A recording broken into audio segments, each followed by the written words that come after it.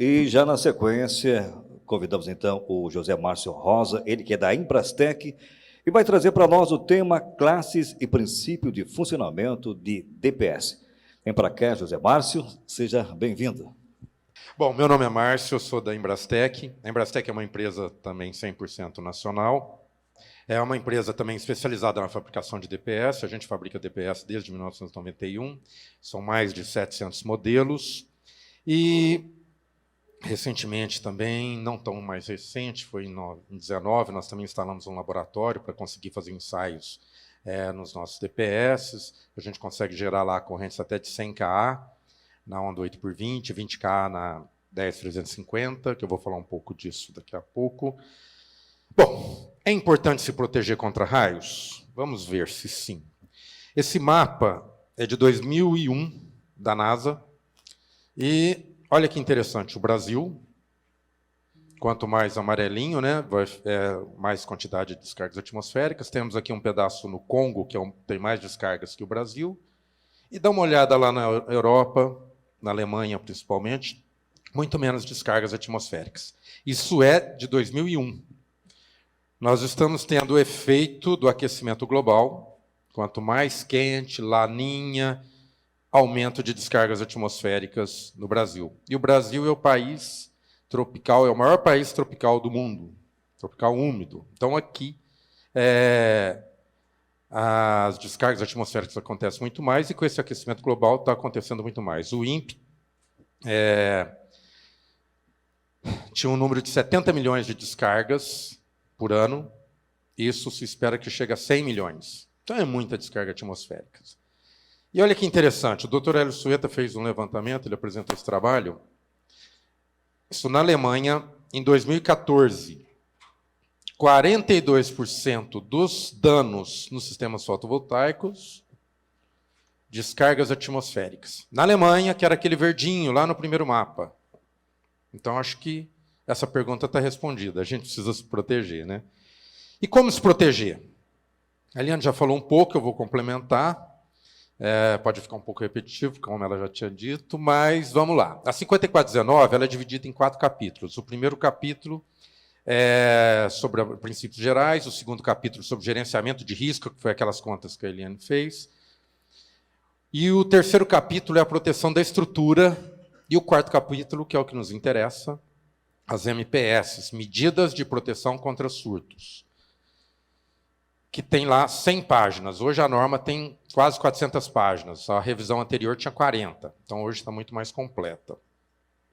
E vamos entender, então, as MPS. As medidas de proteção contra surtos são vários componentes. Equipotencialização, roteamento dos cabos e os DPS. E como classificar, como especificar o DPS correto? Então, eu vou dar 4 parâmetros mais importantes, que é a classe do DPS, a capacidade de exposição a surto desse DPS, a tensão de corte, ou seja, a partir de quando esse DPS passa a atuar, e o principal de tudo, que é a tensão residual desse DPS, ou seja, o nível de proteção dele. Que é isso que a gente quer, para ser compatível com o equipamento que a gente quer proteger.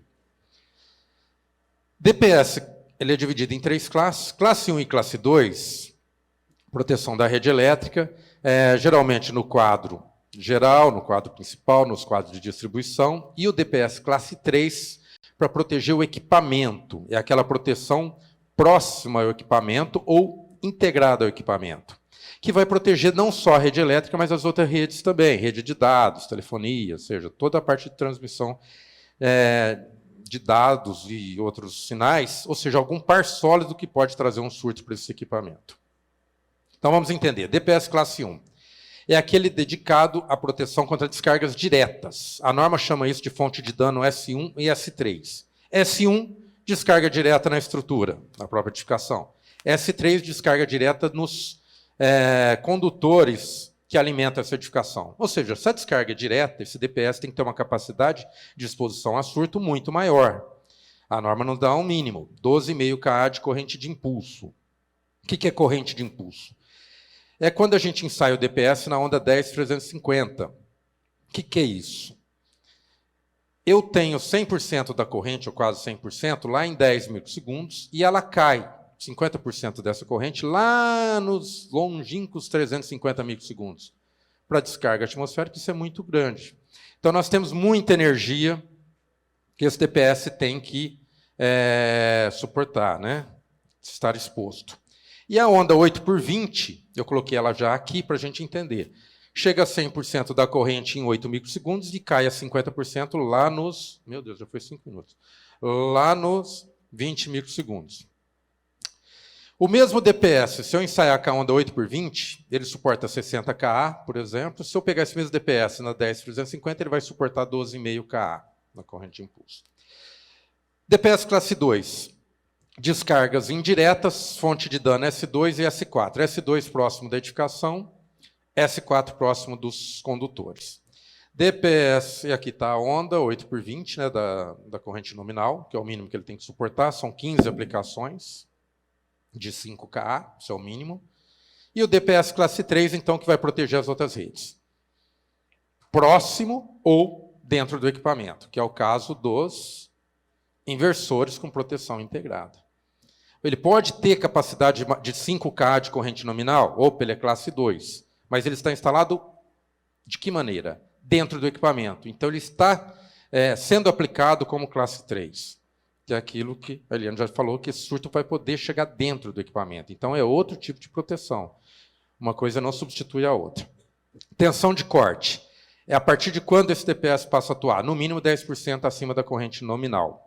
Então, aqui tem um exemplo, se for 220 mais 10%, 242, DPS de 275.